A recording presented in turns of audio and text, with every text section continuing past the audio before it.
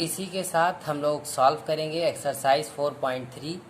Question में कहा गया है कि draw the graph of each of the following linear equation in 2 variable. उसी का सबसे फर्स्ट पार्ट है, जो पहले क्वेश्चन का जो फर्स्ट पार्ट है उसका क्वेश्चन यहाँ पर इक्वेशन लिखा हुआ है x + y = 4। यहाँ पर मैंने 2 पॉइंट्स निकाल रखे हैं। अब हम लोग इसका ग्राफ बनाएंगे। तो x पर हमको मिनिमम वैल्यू 0 है और मैक्सिमम 4 तक जाना है, और y में भी मिनिमम 0 है और मैक्सिमम 4 तक इसमें भी जाना है। तो इसमें ले लेते हैं 1 2 3 4। सबसे पहला जो हमारा पॉइंट है वो है 0,4 जो कि यहाँ आएगा, दूसरा है 4,0 यहाँ आएगा। इसको कनेक्ट कर देते हैं तो जो ये लाइन बन रही है ये लाइन किसका ग्राफ है, x + y = 4। इसी तरीके से आपको ग्राफ बनाने हैं। इसके 3 पार्ट और हैं, उनको आप सॉल्व कीजिएगा। बढ़ते हैं हम लोग क्वेश्चन नंबर 2 की तरफ। क्वेश्चन नंबर 2 में कहा गया है कि give the equation of the 2 line passing through how many more such line are there and why. एक पॉइंट है 2,14, इससे पास करती हुई आपको 2 लाइन का इक्वेशन बताना है। तो सबसे पहले हम मान लेते हैं कि x + y, एक x कोऑर्डिनेट एक y कोऑर्डिनेट, दोनों को जोड़ने पर 16 आ रहा है। ज़रा देखिए ये पॉइंट इस इक्वेशन को सेटिस्फाई कर रहा है। x को रखिए 2 और y को रखिए 14, तो आपको मिल जाएगा 16। तो दैट मीन्स ये सॉल्यूशन है। तो ये फर्स्ट लाइन हो गई। सेकंड लाइन का इक्वेशन बनाते हैं, y = 2x। अब इस पर भी वैल्यू रखिए, सॉरी इसको रखते हैं 7x तो बनेगा। y = 7x रखते हैं तो क्या मिलेगा, y की वैल्यू 14 और 7x की वैल्यू क्या है 2, 7 2 14, तब सेटिस्फाई करा। और जैसा कि हम जानते हैं कि जो लीनियर इक्वेशन इन 2 वेरिएबल है उसका फॉर्म होता है ax + by + c = 0 and has infinite solution. कितने सॉल्यूशन, इनफाइनाइट सॉल्यूशन होते हैं। तो उसी तरीके से इस पॉइंट से पास करती हुई इनफाइनाइट लाइन हम बना सकते हैं। फिर जो आता है वो क्वेश्चन नंबर 3 है हमारा।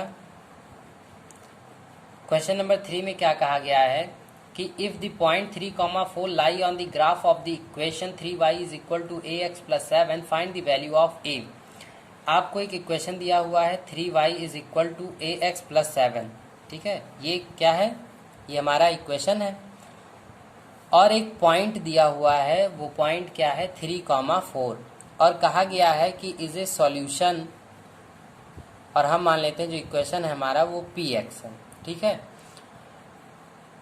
तो जो ये 3,4 पॉइंट है ये इसका सॉल्यूशन है। और सॉल्यूशन कब होता है कि जब ये पॉइंट यहाँ पर रखा जाए तो LHS और RHS की वैल्यू इक्वल आ जाए। तो x y की वैल्यू आप इसमें पुट कर दीजिए।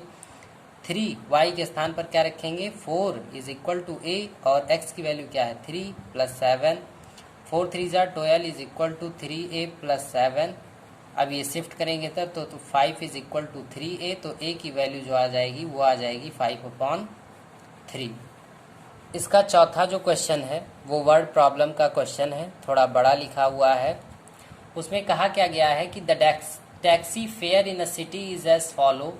For the first kilometre the fare is ₹8 and for the subsequent distance it is ₹5 per kilometer, taking the distance covered as x kilometer and total fare as y. Write a linear equation for this information and draw the graph. आपको सबसे पहले linear equation in 2 variable बनाना है, एक equation बनाना है, उसके बाद उसका graph भी बनाना है।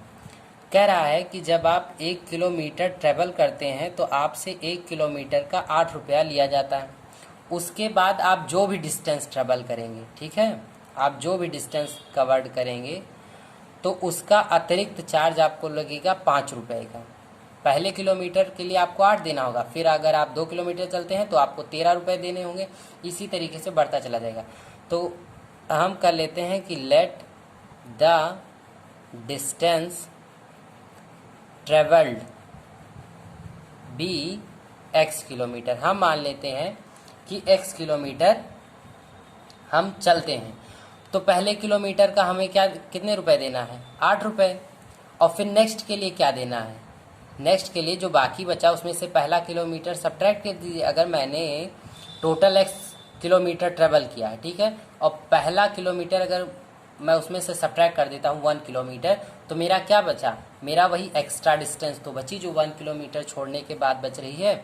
अब इस पर कितना चार्ज लग रहा है, 5, और टोटल टैक्सी फेयर कितना है, y, टोटल रुपया कितना हो जाता है, y 8 plus 5x minus 5 is equal to y, तो ये हो जाएगा 5x, और ये y इधर आ जाएगा -y, और ये बन जाएगा +3 इज 0। आई होप अब आप इसका ग्राफ बना सकते हैं।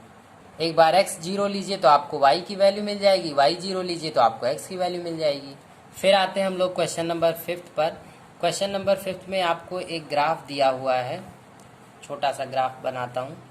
यहाँ पर एक पॉइंट 0,0 दिया हुआ है, और यहीं से एक स्ट्रेट लाइन पास हो रही है जिस पर दो और पॉइंट दिए हुए हैं 1, -1, और यहाँ पे एक पॉइंट दिया हुआ है -1,1, और आपको 4 इक्वेशन दिए हैं। पहला दिया हुआ है y is equal to x, दूसरा क्या दिया हुआ है x प्लस वाई इज 0, तीसरा क्या दिया हुआ है y is equal to 2x, चौथा क्या दिया हुआ है 2 + 3y is equal to 7x। आप कैसे पहचानेंगे कि ये ग्राफ इन चारों में से किस इक्वेशन का है। तो अभी हमने एक पॉइंट पढ़ा था कि अगर कोई भी पॉइंट किसी भी इक्वेशन का सॉल्यूशन होता है तो वो उसके ग्राफ पर लाई करता है।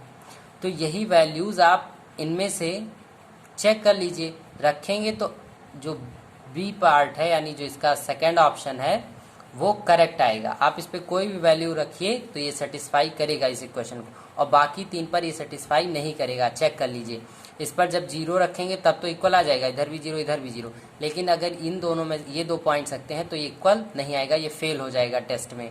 और इस पे रखते हैं तो ये 0 पे तो 0 देगा ही, और -1 + 1 पे भी 0 देगा, 1 - 1 पर भी ये 0 ही देगा।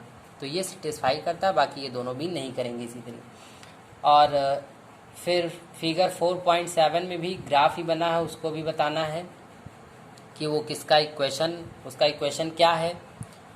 अब हम लोग आ जाते हैं क्वेश्चन नंबर 6 पर। क्वेश्चन नंबर जो 6 है हमारा, उसमें कह रहा है कि if the work done by a body on application of a constant force is directly proportional to the distance travelled by the body, express this in the form of an equation in 2 variables and draw the graph of the same by taking the constant force as 5 unit. Also read from the graph and the work done when the distance traveled by the body is first 2 unit, second 0 unit। तो सबसे पहले जो work done का formula होता है वो होता है फोर्स इनटू डिस्प्लेसमेंट। जो कांस्टेंट फोर्स है वो आपको दी हुई है 5, और जो वर्क डन है उसको लेट कर लेते हैं y, और डिस्टेंस ट्रेवल x है हमारा। ये बन गया लीनियर इक्वेशन इन 2 वेरिएबल। इसको थोड़ा और स्टैंडर्ड कर देते हैं, 5x - y is 0।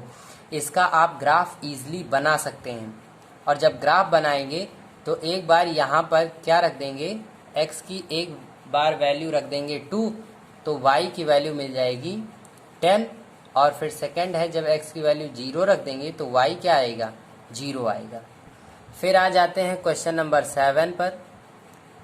Question number 7 क्या कह रहा है कि Yamini and Fatima, 2 student of class 9th of a school, together contributed ₹100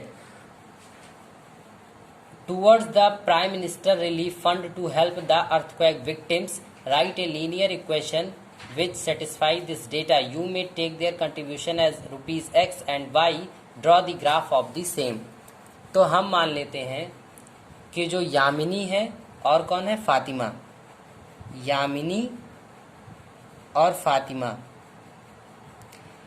ये दोनों टोटल मिला करके कितना रुपए देती हैं, टोटल मिला करके 100 रुपए देती हैं। इन दोनों का जब अमाउंट प्लस करते हैं तो एक का अमाउंट x ले लेते हैं, दूसरे का y ले लेते हैं, दोनों को प्लस करते हैं तो 100 आ जाता है।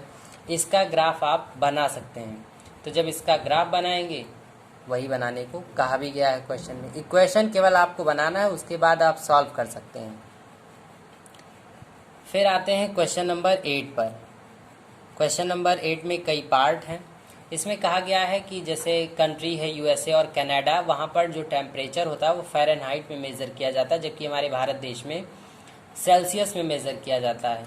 तो आपको एक लीनियर इक्वेशन बनाना है और यहाँ पर दिया हुआ है एक important formula, Fahrenheit is equal to 9/5 into degree Celsius plus 32। और कहा गया है कि आपको जो सेल्सियस है वो एक्स एक्सिस पर रिप्रेजेंट होगा और जो फ़ारेनहाइट है वो वाई एक्सिस पर रिप्रेजेंट होगा। तो जहाँ सी दिख रहा है वहाँ एक्स कर दीजिए, जहाँ एफ दिख रहा है वहाँ वाई कर दीजिए।